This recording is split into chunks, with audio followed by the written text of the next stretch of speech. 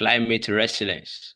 And we have some speakers here that will be anchoring each activities of this section.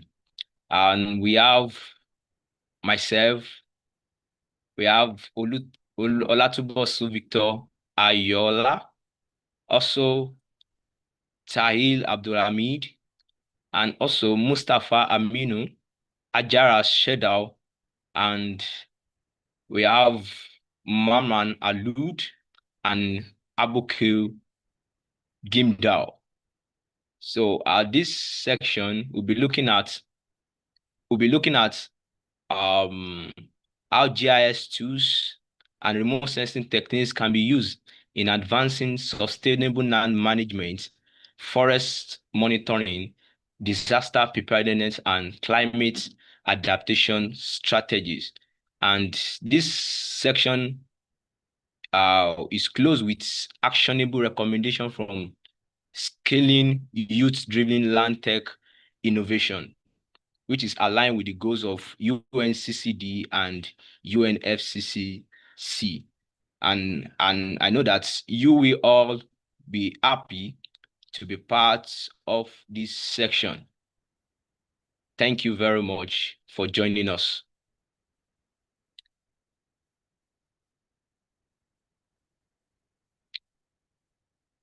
So in continuing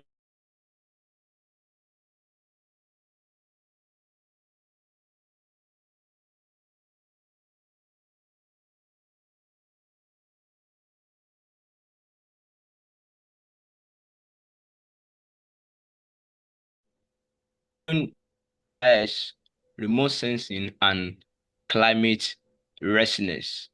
So should we highlight how or why youth engagement is critical is in this section. So Ajara, you have the floor.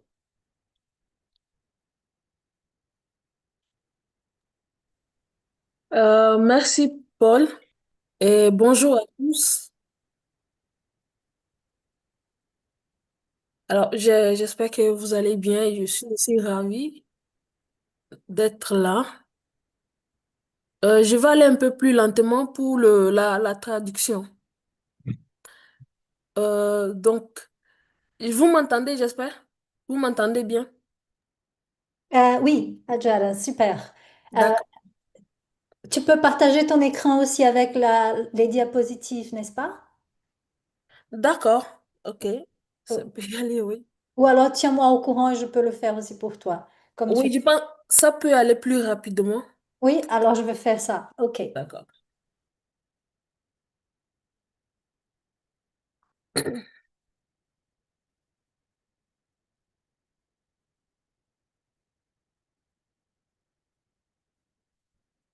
Alors, je vais commencer avant que Romy ne fasse le partage d'écran. Je m'appelle Seydou Adjaratou, je suis togolaise. Je suis fondatrice de l'initiative Mon Choix Ma Carrière, qui est une initiative d'orientation scolaire, d'éducation non formelle et d'apprentissage par expérience. Alors, qu'est-ce qu'on fait avec Mon Choix Ma Carrière? Mon Choix Ma Carrière forme les jeunes, en particulier les filles, et les oriente vers les métiers du numérique et les métiers verts. Pourquoi les filles? Pourquoi cette attention sur les filles? C'est par rapport à une histoire personnelle et donc qui a fait un frein à ma formation personnelle et avec cette rage et cette frustration, mon choix, ma carrière est mis en place. Donc, merci beaucoup, Romy, pour le partage d'écran. Donc, je reprends. Donc, voici l'initiative qui s'appelle Mon choix, ma carrière, comme je vais à le dire, qui est une initiative éducative sociale parce qu'elle est reconnue au Togo, qui accompagne les jeunes, en particulier les filles, dans l'orientation scolaire et professionnelle en préparant au métier d'avenir. Tu peux aller avancer un peu. Alors, notre vision, c'est un monde où les jeunes femmes sont des actrices majeures dans le domaine de la technologie, environnementaux et scientifiques grâce à une orientation scolaire, professionnelle adaptée, inclusive et tournée vers l'avenir. Allez, s'il vous plaît. Alors, nos priorités, c'est la technologie numérique et les edutech. Je voudrais mettre en parenthèse ici, nous collaborons beaucoup plus avec les autres organisations que travaillons seuls surtout. Donc, par rapport à la formation à la technologie, euh, par exemple, au niveau de système d'information géographique, il y a Monsieur Abouké qui est formateur. Donc, il est ici, il est un entrepreneur dans le domaine. Donc, nous collaborons ensemble. Donc, moi-même, je ne suis pas formateur dans le SIG. Donc, je suis juste responsable de Mon Choix Ma Carrière. Je voudrais mettre un peu cette nuance-là. On peut aller, s'il vous plaît. Donc, nos activités phares, c'est les formations et des ateliers. Nous menons des ateliers sur, par exemple, la découverte de la passion, l'initiative à des technologies. Je vais m'arrêter un peu sur la découverte de la passion. La première des choses, c'est que nous faisons l'atelier sur la découverte des passions et des talents. Et à ces talents, on apprend ces jeunes, ces talents peuvent vous amener à faire telle chose en utilisant tel outil. Un peu en gros, c'est ce que nous menons. Et en faisant cela, nous mettons en avant les métiers de la technologie et les métiers verts. Pour combler le fossé, bien sûr, il y a un grand fossé par rapport à l'utilisation des technologies. Nous avons commencé et ce n'est pas encore effectif, mais beaucoup de jeunes filles commencent vraiment à s'intéresser à ces outils-là. Et comme j'ai mentionné, nous avons trois grandes organisations avec qui nous travaillons au Togo. Nous pouvons aller, s'il vous plaît. Donc, depuis que Mon Choix Ma Carrière a été créé, nous avons déjà touché 800 jeunes directement dans des zones assez reculées du Togo et aussi en ville. Donc, comme j'ai dit, voilà, nous mettons beaucoup d'accent sur les filles. Donc, nous avons fini. C'est une brève présentation de Mon Choix Ma Carrière et je vous remercie pour votre attention.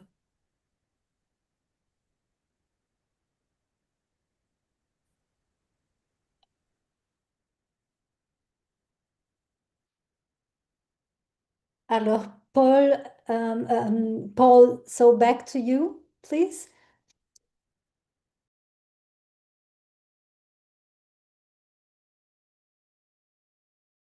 Okay, thank you very much, Ajara, for the lecture. Thank you very much. So I also will be adding a section which will talk about how GIS tools can be used for land monitoring and also for land sustainability. So I will be sharing my screen now for everyone to see.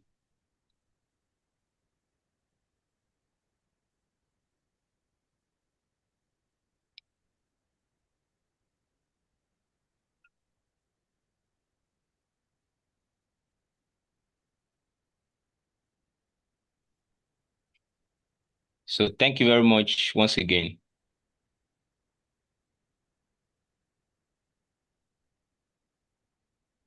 So it's a great honor to be here at the 2025 Land and Youth Digital Conference to speak on the theme Youth-Led Land Tech GIS Tools for Climate Resilience.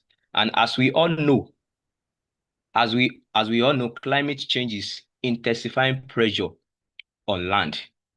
Forests are shrinking, deserts are expanding, and farmland are increasingly vulnerable to floods and droughts.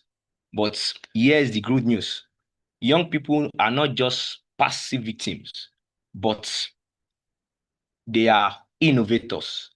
We are becoming active problem solvers as youth using geographic information system, GIS, and remote sensing techniques to provide data-driven solutions that help the community to adapt and protect the land and build resilience. And in this lecture, I would like to subdivide this lecture into three. The first aspect I'll be talking about the youth and GIS for land monitoring. So here I will want to emphasize that GIS and remote sensing empowers youth to monitor and manage land sustainability. Take for instance, in Nigeria, there is a forest reserve called Agowu Forest Reserve. So, which my team we analyze using Sentinel satellite data. Now, the first map, which is the NDVI map of 2029 of the study area, shows the vegetation health of the reserve. And from this, it indicates that there is relatively low vegetation density with significant patches of stress and sparse cover. Also, in looking at the NDVI map of 2024, we're able to look at there is much heavier vegetation cover and an overall increase in the greenness. And this suggests that certain area of the reserve has undergone recovery of or improved vegetation condition, probably due to natural regeneration or management practices. Now, looking at the last map, which is the deforestation map. This deforestation map, it explicitly highlights where forest loss has occurred, with the green area representing the deforested zone. Now, despite the overall NDVI improvement, the deforestation layer revealed fragmented patches of losses within the forest reserve. And this kind of land monitoring using GIS demonstrates two things. And the first thing is that youth with the right tool can track changes in vegetation health over a particular period of time, making invisible processes visible to community and policymaker. Also, the second aspect is such analysis. This kind of analysis can provide a strong evidence base for early intervention to reinforce conversion where the forest is regrowing and to address hotspots where deforestation continues. So in short, this forest reserve shows that when young people this analysis rather shows that when young people use open data and GIS tools, they transform satellite imagery into actionable knowledge, directly supporting sustainable land management and resilience building.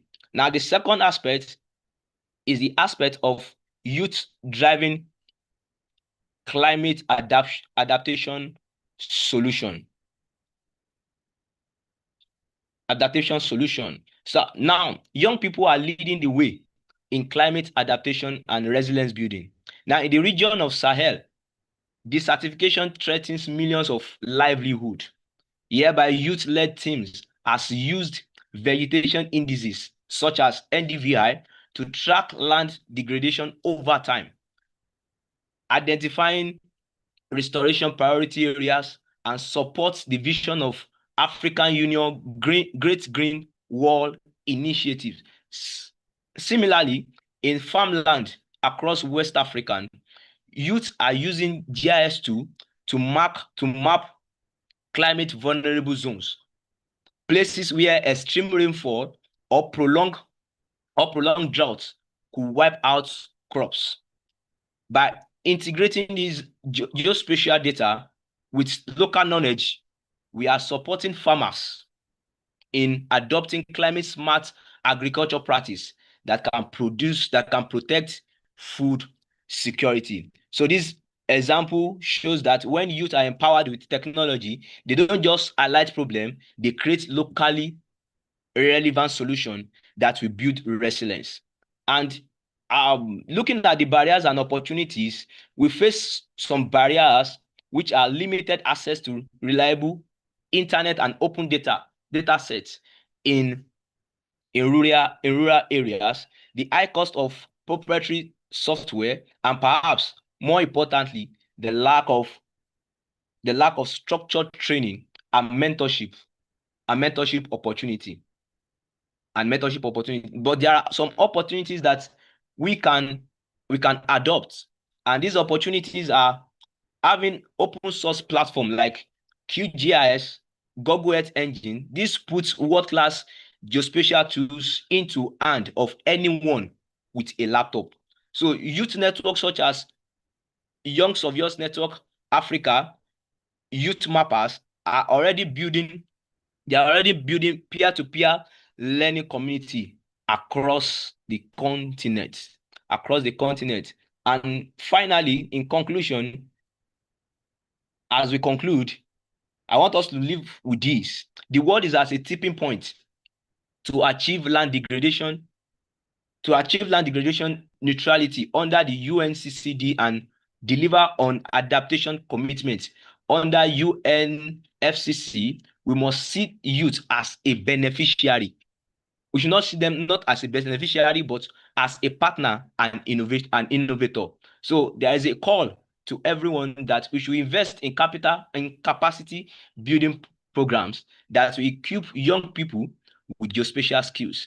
Then expand access to open data and open tool, and also foster mentorship and collaboration frameworks that will connect innovations with government and community decision making. So when youth are empowered with technology, they don't just map problem, they map solutions. So together we can build a future where governance is transparent, resilient, and inclusive.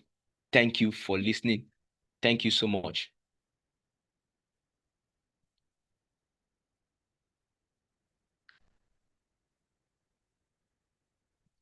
Okay. Thank you for listening to the short lecture, and I hope it was interesting for us. So now we're going quickly to the panel dialogue. And in this section, we have 4 panelists. Okay. We have 4 panelists, and our moderator will be Ajara. So Ajara, you have the floor now. D'accord. Mais avant ça, Paul, we have 2 questions. I don't know if we will answer it before continue or we continue and after. C'est comme vous voulez, Adjara. Okay. Paul, as you like, yes.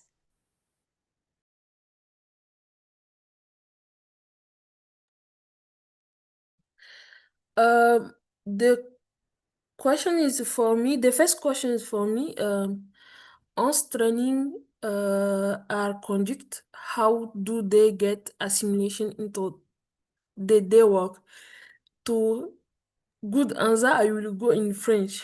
Oui, Sorry. exactement, Adjara. Tu peux rester en français, d'accord? Merci. D'accord. Alors, pour la formation, d'abord, nous nous chargeons de faire une formation courte, mais très pratique.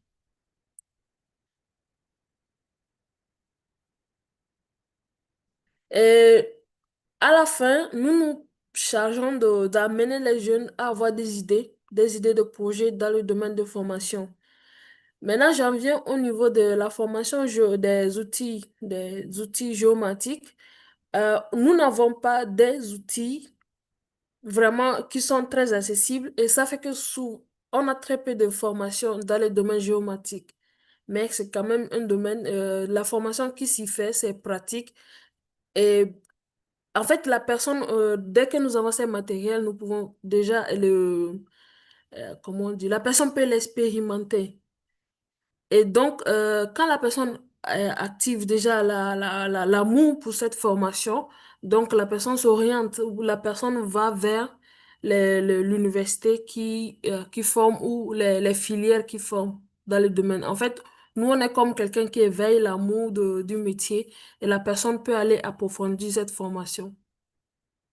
Mais par rapport aux autres, désolé, par rapport aux autres formations comme le coding, le graphisme, euh, le développement des sites d'application, ça, moi-même, je suis déjà formateur et donc, euh, nous permettons aux jeunes de découvrir leur passion. Par exemple, pour une personne qui aime écrire, on le forme en blogging. On le forme comment exprimer, comment partager sa passion, comment montrer et plus tard monétiser cette passion-là. Pour celui qui s'intéresse par exemple à les montages vidéo, on l'apprend à faire du vlogging, à utiliser les outils qui vont avec. Et donc ça s'applique, c'est juste quand la personne finit, la personne doit trouver une idée de projet ou une idée ou un talent qu'il voudrait bien vendre et on essaie de commencer. On a au moins jusqu'à certains qui ont créé des pages Facebook, d'autres, pour parler de ce qu'ils aiment faire et qui marche parce qu'il y a un suivi derrière.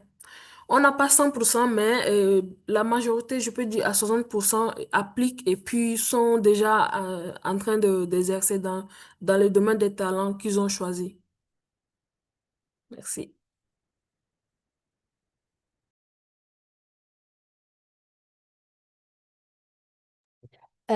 Ajara, if I can suggest to all speakers in the panel now to really just stick to one language. This is roaming again from the land portal. And if I can suggest that we take all the questions after the panel, so we still have a panel discussion. And thank you so much. Ajara, over to you. D'accord, merci. Je ne connais pas votre nom traducteur. Merci beaucoup. Alors, pour ce panel, nous avons 4 personnes dont je serai modératrice. Nous avons Docteur Ouloud. J'espère qu'elle est présente. Nous avons Docteur Nimdou qui est avec nous aussi. Un panel, ok. Et nous avons, désolé, le nom du quatrième panel là.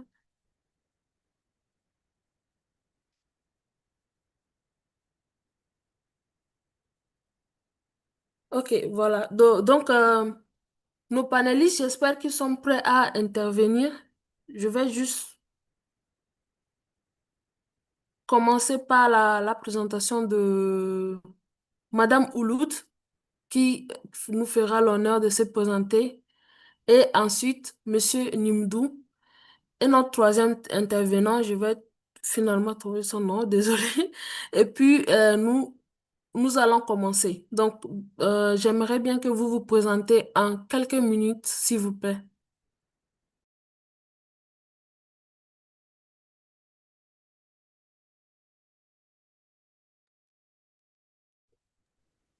Alors, bonjour à toutes et à tous. Vous me recevez? Oui, Madame Ouloud, est-ce que vous pouvez ouvrir votre caméra? Ah, d'accord, un instant, s'il vous plaît. Merci.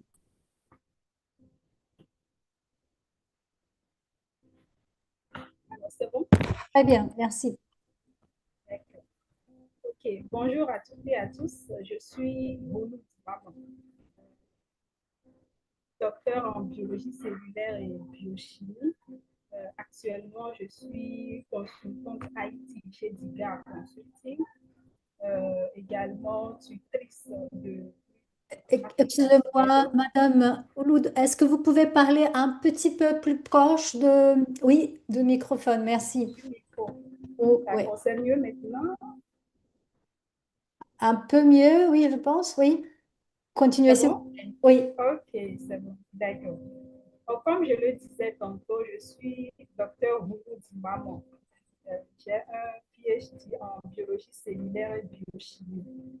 Je suis également consultante IT chez Diga Consulting et actuellement tutrice de Green Africa Together, une organisation qui permet de travailler avec les jeunes et les femmes pour les aider dans le processus de résilience aux questions climatiques.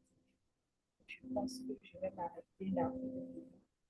Je remercie tous les organisations, les organisateurs. Merci, docteur Ouloud. Docteur Nimdou, pouvez-vous vous présenter, s'il vous plaît, juste en quelques minutes? Ok, d'accord, vous me recevez?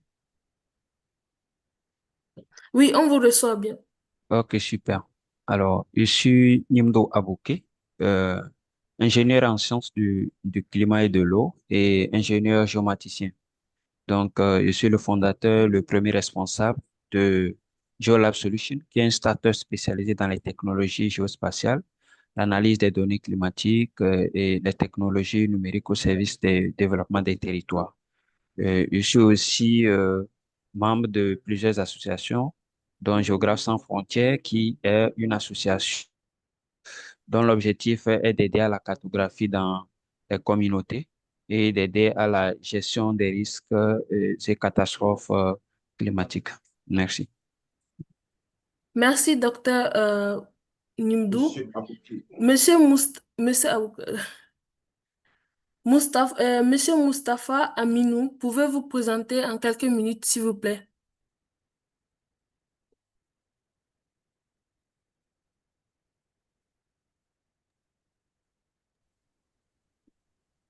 Mm.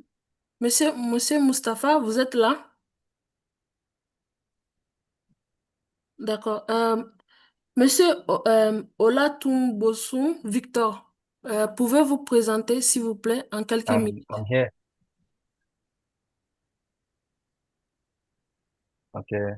Good morning, everyone. Okay. Good morning, everyone. I'm Olatubosun Victor Ayola, a surveyor assistant in Space Lab Limited. We specialize in land and geologic. So, and also a master student of geoinformatics in Federal University of Technology, Akure. I'm currently done with an YSN member, a YSN member of Osun State, and a YSN member of YSN member globally, and a secretary elect of a YSN Osun State branch. Thank you.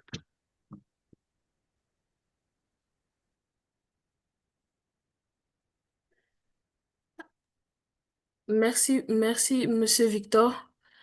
J'appelle encore une fois Monsieur Mustapha. Um, Ajara, it seems that we lost Mustafa. I would try to get him back, but I would suggest you can continue with the panel discussion then until I give you a sign when he's back. Thank you. D'accord, merci Romy. Alors, la première question que j'aimerais vous poser à chaque panéliste, c'est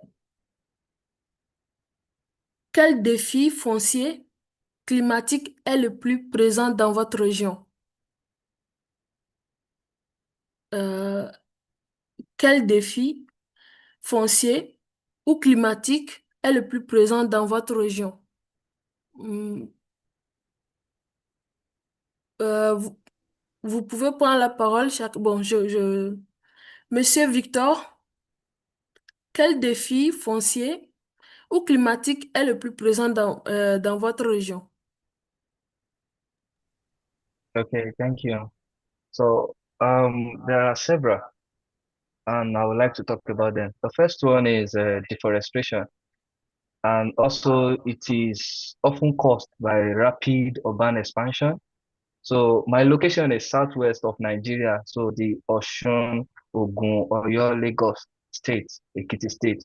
So the deforestation has caused a lot of things, and these pressing challenges, they are caused by urban expansion, and also forest reserves are being converted into housing, road, and industry.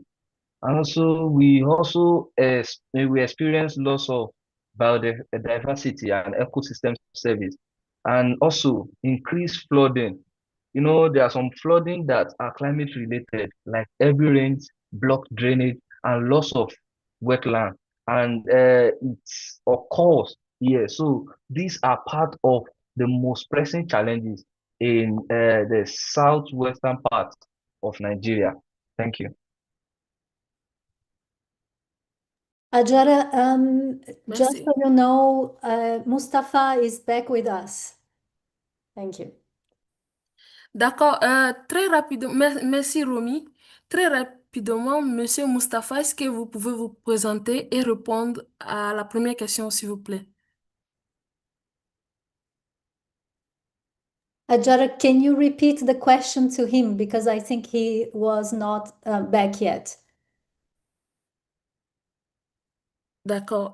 Monsieur Mustapha, est-ce que vous pouvez vous présenter un peu plus rapidement et puis répondre à la question de quel défi foncier ou climatique est le plus présent dans votre région? Okay, thank you very much, Adara, for having me here. Actually, from the view of land and climate change, most pressing area here in northern Nigeria is so powerful and destructive. Like we have desertification, we have devastating seasonal flooding, and as well the fertility of our soil, as well as first that we are having a low farm output. Like this year, we are having cowpea low output over the northwest. So these extreme events towards desertification and swelling of the ground, we need to grow our food. So this has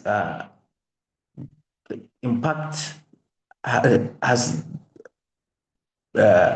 create much hunger, and as well it has create low output to our farmers, which in turn their economic sustainability has been impactfully negatively impactful. So that has been linked with what we are seeing now as the banditry, because the farmers are not having a grazing land because of this low output of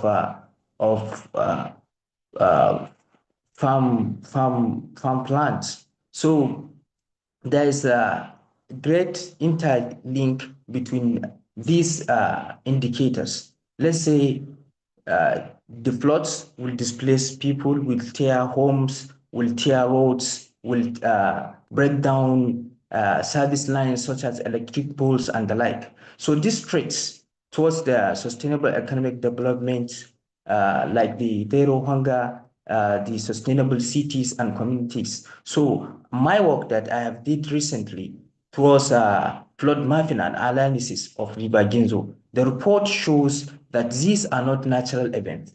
They are urgent threats to our very survival and well-being. To truly confront this challenge, we must move beyond simple reacting. We need a powerful new frontier to how we see our world, a crucial tool we apply today. Like we can apply the drone mapping. This drone mapping, it uses laser technology. So we call it the LiDAR. So we fly drone. After we fly drone, it will capture the terrain of the land. It will give us a Monsieur, bird's eye view of. désolé de vous arrêter. En fait, vous êtes en train de répondre à d'autres questions qui, normalement, l'utilisation qui vient après. J'aimerais bien donner la parole aux autres et puis vous revenez à vous si vous permettez.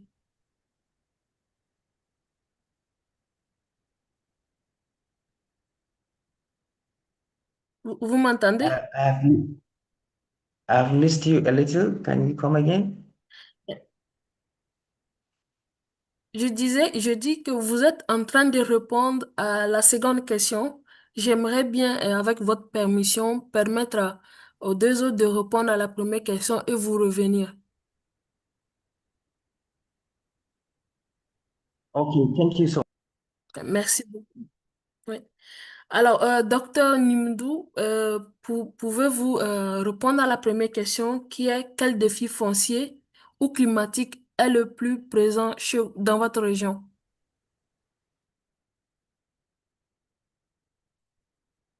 Et, can you hear me? Oui, on t'attend. Tu peux aller en français comme tu as débuté en français, ce serait bien. Okay.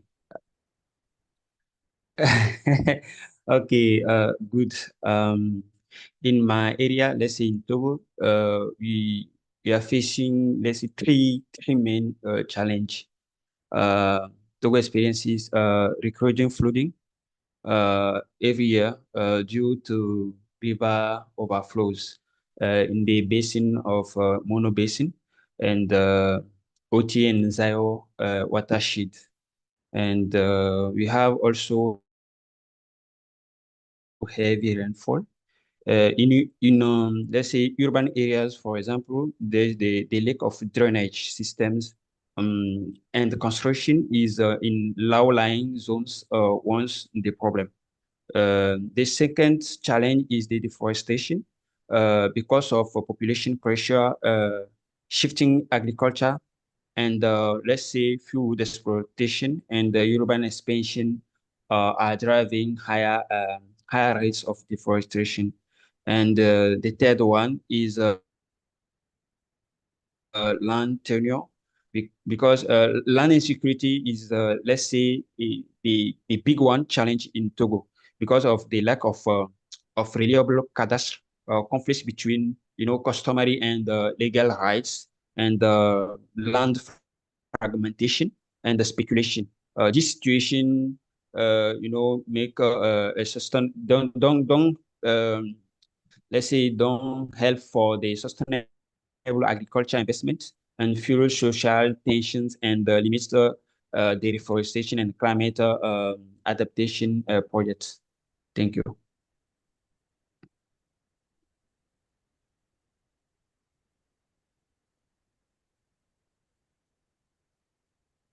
Merci, docteur Nimdou. Docteur Ouloud, est-ce que vous pouvez nous dire quel est le défi présent dans votre région, s'il vous plaît?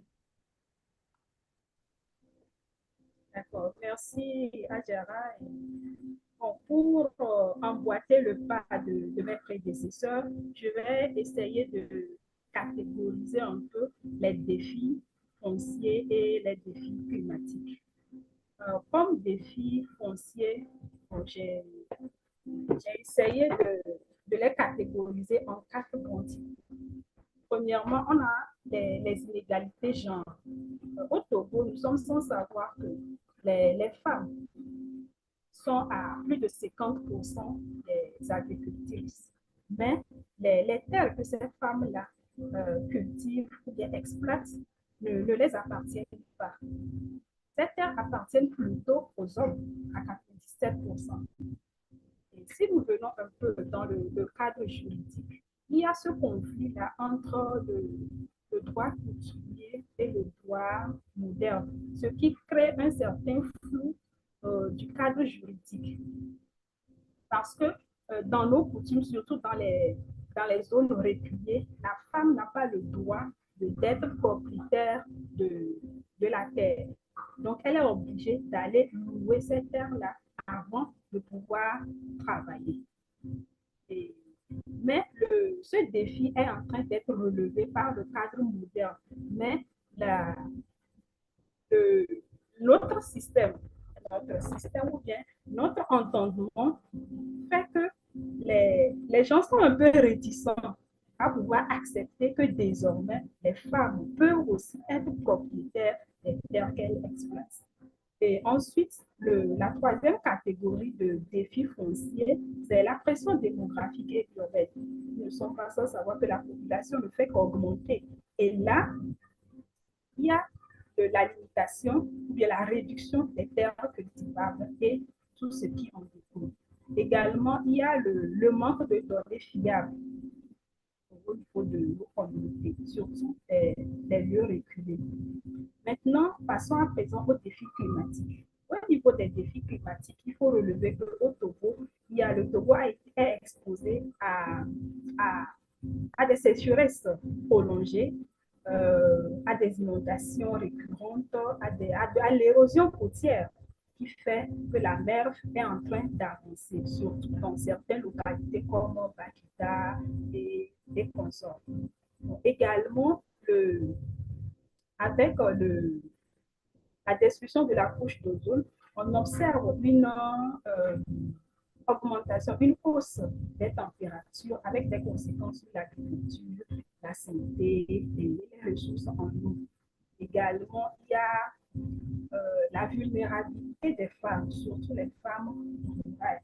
Et ça entrave beaucoup l'implication des femmes dans le domaine agricole.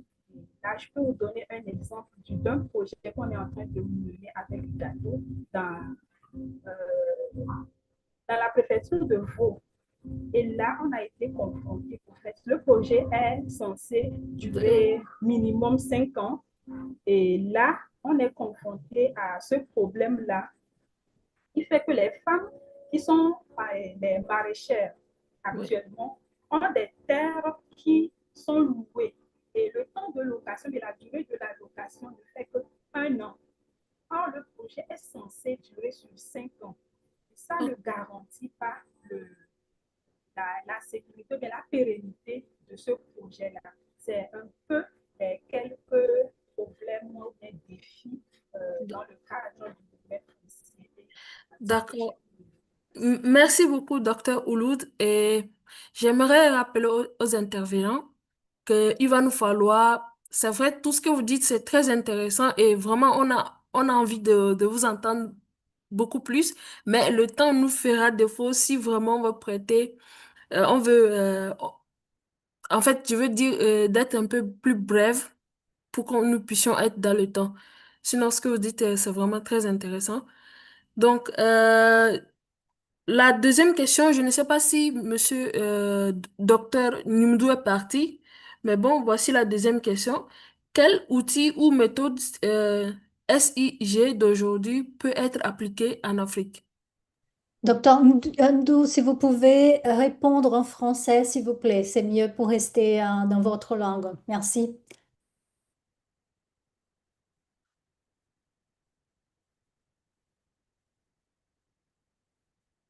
Je crois qu'il est déjà parti.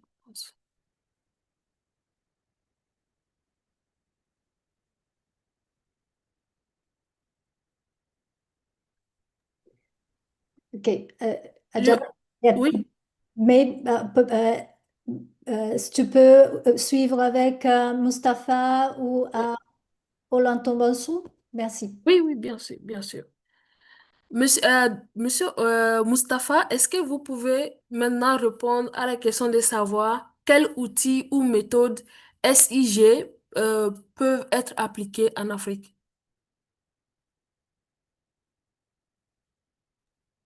Et Okay, aussi, thank you, Adara. To respond to your question, actually, the GIS tools that can be applied to Africa includes the data support for GIS, a data support center. Let's say we have a centralized data support center in which all data will be harmonized across different countries. That is, we need to have OpenStreetMap or humanitarian OpenStreetMap that is spot.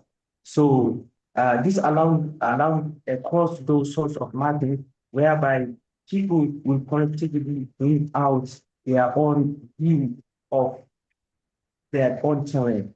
And as well, we can use like the content GIS.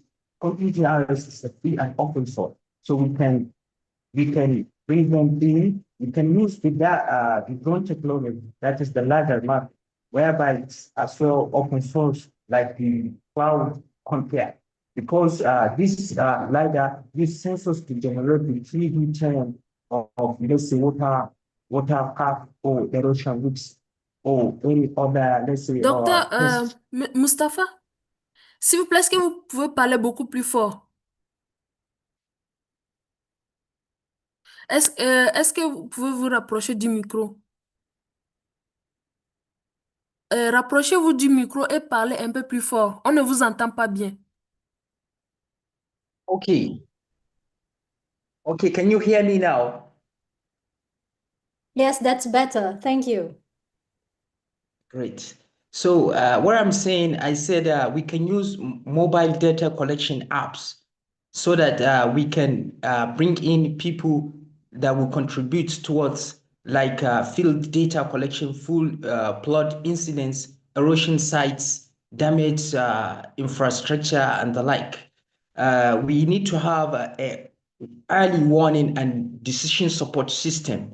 This can cover, let's say, sub-Saharan Africa, the Northern Africa, the Southern Africa. So these will provide the net drought or food security forecast for these regions. That is based on the satellites images, and we can predict floods. So we can use as well participatory GIS, that is participatory geographic information system for local adaptation. Why it matters is that experts often miss cultural and community realities, because now if you can look into our systems, you can see that they are not culturally inclined to our own communities, to our own realities. So this participatory GIS for local adaptation matters a lot, because people will build ownership and trust while making the adaptation locally relevant. So this will as well enhance the inclusiveness of technology, and it will make it affordable, and it will be often, because people will not be saying, but they are participating towards contributing in the building of such systems. So I think with these short recommendations, I think we will be able to make it better for our people. D'accord, merci. Merci Mustapha. Faut dire que vous êtes quelqu'un qui anticipe. Vous avez déjà répondu à la troisième et dernière question. Donc, je vais laisser la parole à Monsieur Victor pour nous répondre à la question. Quel est l'outil en 1, 2 minutes, s'il vous plaît? Quel outil ou méthode SIG d'aujourd'hui peut-on utiliser en Afrique et quels sont les obstacles et les recommandations que vous faites? En 1 ou 2 minutes, s'il vous plaît.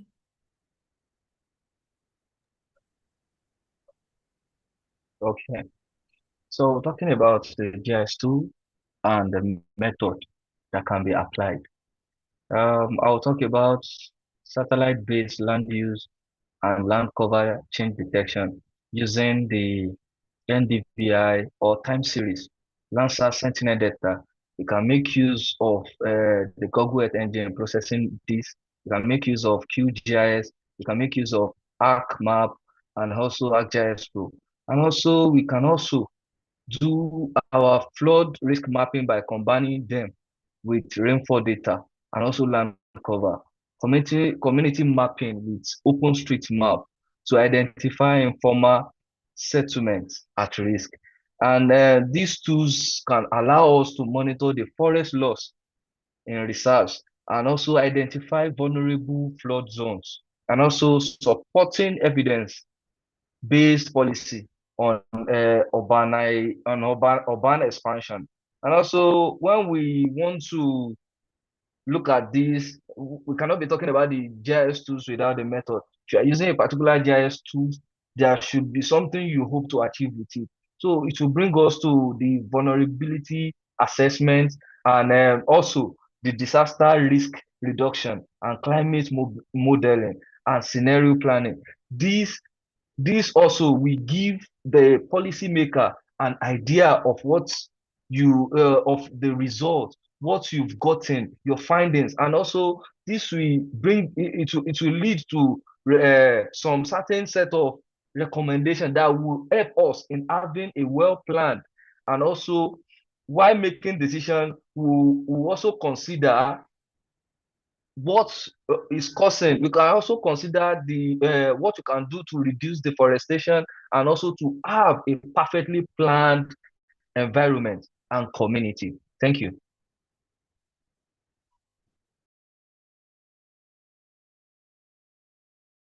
Merci, merci, Monsieur Victor. Et Madame Mouloud, vous pouvez en quelques mots nous dire quelles sont vos recommandations, s'il vous plaît.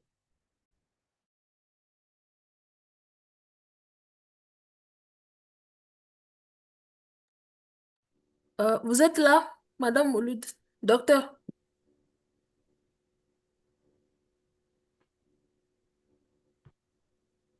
Oui, bien sûr, Adjara, je suis là. Vous me recevez? Oui, oui. Est-ce que tu peux parler D'accord. beaucoup plus fort, rapprocher un peu? Oui. Oui, c'est bon. Bon, on peut faire avec. Dis-nous en quelques mots les Désolée. recommandations. Bon, au niveau des recommandations, je vais essayer de catégoriser ça en trois grandes parties. Faire des recommandations à l'endroit des décideurs et des institutions publiques pour adopter, pour adopter une politique de données ouverte à tout le monde. Mettre en place des programmes de mentorat technique et stratégique pour impliquer, pour assister les jeunes. Créer des mécanismes de micro-subventions flexibles pour permettre à ces jeunes-là de pouvoir travailler en toute tranquillité et sérénité. Également, je proposerai aux décideurs de favoriser des partenariats multi-acteurs entre les jeunes, les ONG, surtout les collectivités locales. Et maintenant, à l'endroit des jeunes, je pense qu'il faut renforcer les compétences sur les sites, créer des coalitions régionales et documenter les cas de réussite locaux. Ça pourrait inciter d'autres jeunes à se joindre. Également, à l'endroit des communautés locales et des leaders coutumiers surtout, qui ne donnent pas accès aux terres à toutes les femmes, je leur recommande de favoriser la cartographie participative pour intégrer les savoirs locaux dans les outils cibles. Impliquer surtout les femmes dans les processus de sécurisation foncière. Également, je pense qu'il faut, à l'endroit des femmes, de se mettre ensemble, de se regrouper en fédération, en collectivité surtout, et de travailler pour prouver à l'opinion qu'elles en ont capables pour changer les mentalités et devenir désormais propriétaires des terres qu'elles cultivent. Je pense que je vais merci. D'accord. Merci beaucoup, Docteur Ouloud. Vraiment, vos interventions ont été très intéressantes. Mais voilà, il faut savoir laisser la place aux autres. Donc, nous avons fini notre section. Merci encore une fois, Docteur Ouloud, pour les interventions et pour les éclaircissements. Merci, Victor. Merci, Mustapha. Je vais remettre le micro à Paul pour continuer la section. Merci beaucoup.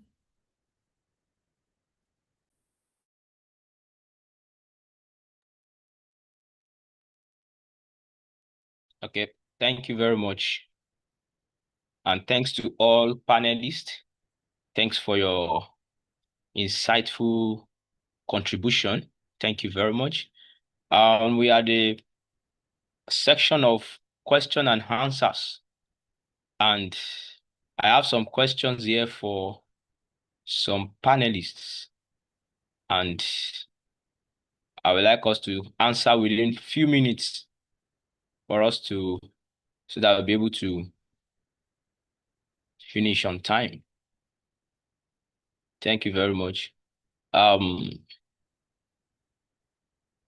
have a question to Mustafa Aminu. The question is, with the rise of artificial and big data, how do you see the evolution of geographic information systems in Africa over the next 5 to 10 years? Mustafa, hope you heard the question? Yes, I had the question. Should I repeat myself? Yes, I had the question. Let me answer his question, actually. Okay. Can you hear me? Yes. Okay. With the evolution of big data, this is a wonderful question. Actually, there is innovation by PySat. PySat have produced a powerful software in which all cities will be digitally managed. These data science for spatial data, such as the Python, the R, the Google Earth Engine, and other AI models. Actually, with collaboration, research labs, and open source communities like the African big data hubs, like that of the AfriGeo, the data science, I'm seeing that big data infrastructures will come to stay in our own countries because we are now translating this big data for agriculture, for climate resilience, and smart cities. So there will be integration in AI, GIS, and Internet of Things for real-time solution. For example, like we are having a world geometer and the like, in which you will see different data of different sectors coming integrated in a dashboard. So big data is a journey from maps to intelligence, from static reports to live actionable decision-making system. Thank you. Thank you very much, Mustafa. I think I will also direct this question to Olatubosu, the same question that was directed to Aminu. Olatubosu, can you also give answers to the question? Okay. So talking about the big data and the invention of AI taking the space of GIS, I would say if we look very well into all these new inventions, if you are not informed about how to use all these things and you don't have the correct prompts, you won't be able to use it.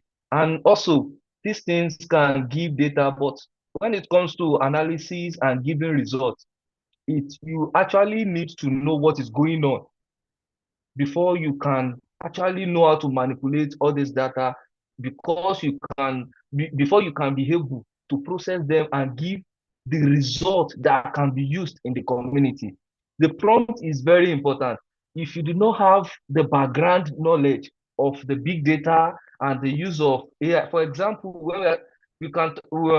there is a need for the big data and also the invention of this new technology when we are talking about smart GIS. So if you are talking about smart GIS, it's just you managing all this information and you putting them together to give a better result. And this will only help and not give you it will not give you the exact thing. It will not be properly for you, the way you will handle it as an expert in this field. Thank you. Okay, thank you, Olatunbosun, for the question. I also have a question for Ajara. Ajara, there's a question for you. The question is from Mike. These trainings, how can we take part in them, and what are the requirements? Ajara?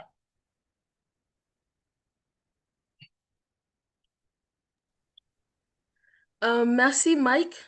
Should I repeat myself, Ajara? Non, non, non, j'ai Okay. compris. Oui, merci, Mike, pour la question. Non, il n'y a pas d'exigence à ces formations, seulement que ces formations sont périodiques. Ce que je vais vous demander, c'est de vous abonner à la page Facebook de Mon Choix Ma Carrière. Et lorsqu'on va lancer, vous pouvez vous inscrire à la formation. Ou soit, je peux mettre mon mail aussi, vous pouvez me contacter, ça ne gêne. Si ça ne gêne pas, bien sûr, Romy, je peux mettre mon mail, comme ça, Mike peut m'écrire directement. Oui, bien sûr, tu peux les mettre dans les chats. Oui. D'accord. Merci.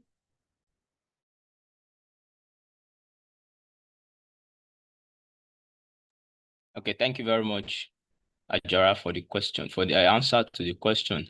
So also, there is a question or two questions directed to me. So I'll be the one to answer the two questions. So the first question says, mapping wide forest fruits may as well lead to depletion or greater concern for preserving the forest. Any suggestion to overcome this dilemma? Mapping wide fruits may as well lead to depletion or greater concern for preserving the forest. Any suggestion to overcome this dilemma? Okay. In answering this question, not all geospatial data should be fully open. Sensitive layers, exactly as like the fruit tree locations, can be kept restricted to people that want to get access to it. But more general information like distribution zone can be shared publicly.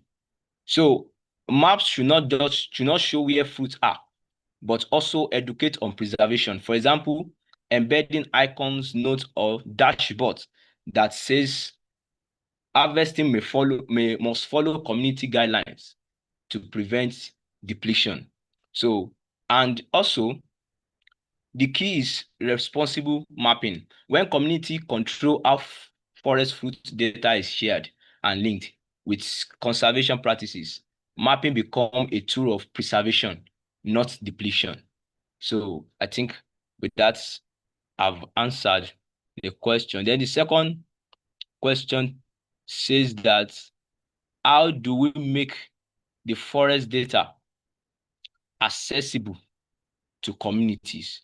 So how do we make forest data accessible to community? Now, we have raw satellite data and NDVI indices can be technical, but there is a way you translate into an easy to read map, dashboard or infographics showing forest loss and forest gain in the community, in the color that community can understand. So if there is a map showing where there is forest loss, where there is forest gain, the community will be able to see that, okay, at this social location, we have forest loss and we have forest gain. So another thing is to hold community workshop where youth expertise explain maps in local languages. Now we have communities with different languages. So we can hold a community workshop, for example, maybe in a particular region, and a work is done, deforestation, we're able to see where deforestation is happening or will happen in the future. We can hold a community workshop for the community in their language. Even if you don't hear their language, there should be a system by which it can be translated to them for them to know.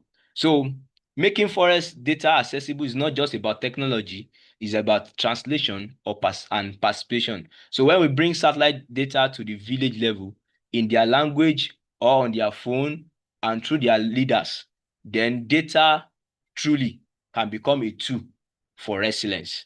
Thank you very much.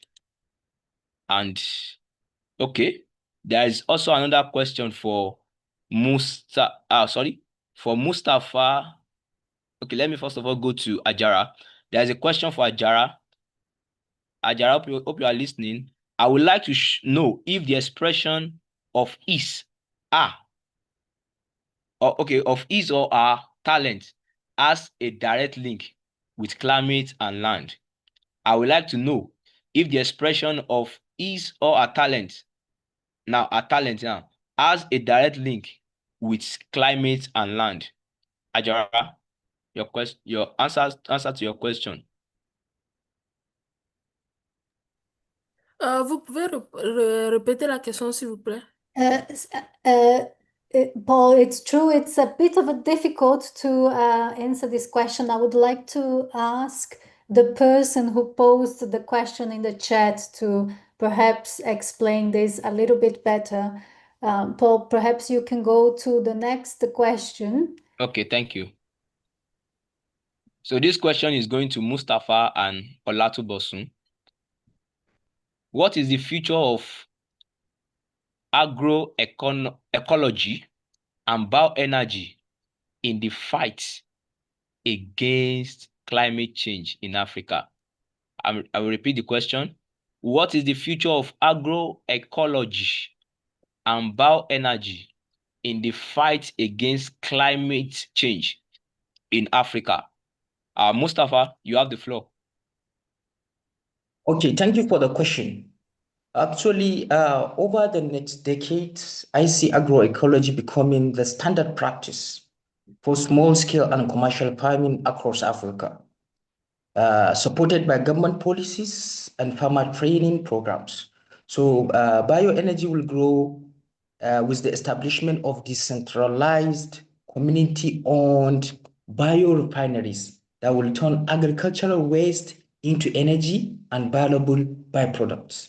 So this integrated approach will not only strengthen food system and reduce emission, but will also create new jobs and economic opportunities in rural areas. So people will now be using more of the byproducts from the animal or from the field. So they will be producing much more of the energy that they do need by themselves. That is how I see it.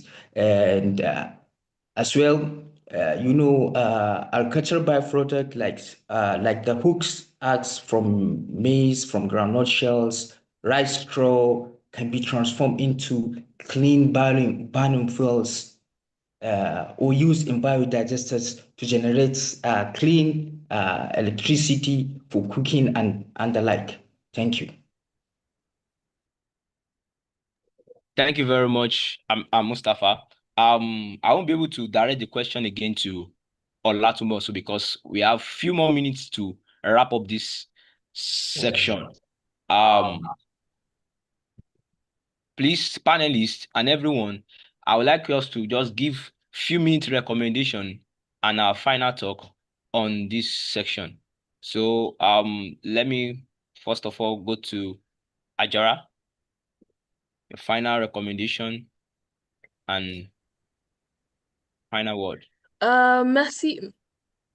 Oui, merci beaucoup, Paul, et merci à tous les intervenants. Merci d'avoir accepté d'accepter notre invitation, d'intervenir, de nous écouter.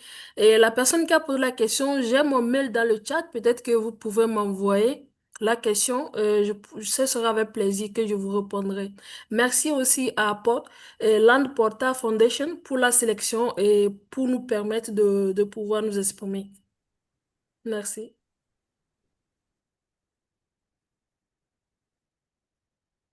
Thank you very much. Olatumosu, the final words, your recommendation. Okay, so talking about the recommendation, I will just say for scaling youth innovation, we can talk about the capacity building, the partnership with government agency, open data policy is very important, and also seed funding and incubation. We have to have enough funding in this aspect. When we are talking about finding the challenges and also how to incorporate the use of GIS tools, there is need for funding and also we have to showcase the impact so that people will really recognize what is happening. Thank you. Thank you very much, Olatunbosun. Mustafa, you have the floor now. A recommendation and last word. Thank you. Actually, my recommendation is that we need to adopt a standardized technical and scientific language across our continent so that we will own and understand the impacts and as well as understand the solutions. And we should provide the subsidies, the mandates, the policies, the mentorship, upskilling, and as well as peer-to-peer network. Thank you. Thank you, Mustafa. Maman Alud, your recommendation and last word. Thank you. Ok, merci beaucoup pour cette initiative. Je profite de l'occasion pour dire un sincère merci pour cette initiative qui permet à chacun de nous former et qui permet à ceux qui n'ont pas encore l'information d'avoir l'information. Et je vous exhorte à tous que maintenant que nous avons l'information et que nous puissions partager cela avec ceux qui n'ont pas eu la chance d'être ici avec nous. Et félicitations à chacun de nous et bon courage.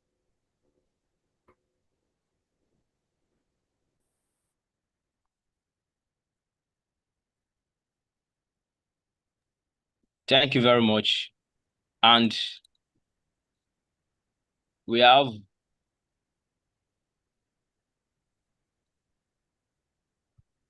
Tahir in the Tahir. Do you have a recommendation and last word for us in this section? Okay, so thank you very much, Mr. Fall, and good morning, good afternoon, everyone. It is my great pleasure to be here with you all. I supposed to be the first moderator of the session, but actually due to some network challenge, I couldn't make it. But my apology, please. And so my last recommendation is that for involving young people, because me, I'm someone that is working with the young people in this space for almost a decade with a lot of experience. So I really want to be encouraging us to more engaging with the young people so that they could be able to understanding how they could supporting our environment and also how they could be supporting in innovation matters so that we could be able to mitigate the effect of climate change, drought, and desertification in our communities. So it is my pleasure. Thank you.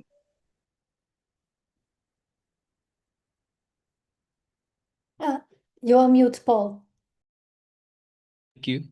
Thank you. Thank you. Thank you for the words from you.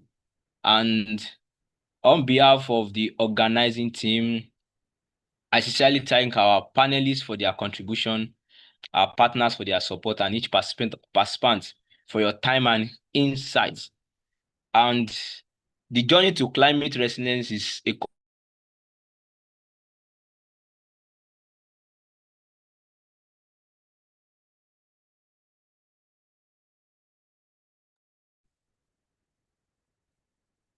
Hello, everyone. Sorry, I think Paul had some connection problems. such. Paul, you're back? Okay. You broke a little bit. Please, yes, you have 1 minute. Thank you. Okay. Okay. On behalf of the organizing team, I sincerely thank our panelists for their contribution, our partners for their support, and each participant for your time and insights. The journey to climate resilience is what we all must join hands to make with youth energy, technology, and partnership. I'm confident that we will shape a future where no one is left behind. Thank you very much for your time, and God bless you all. Thank you.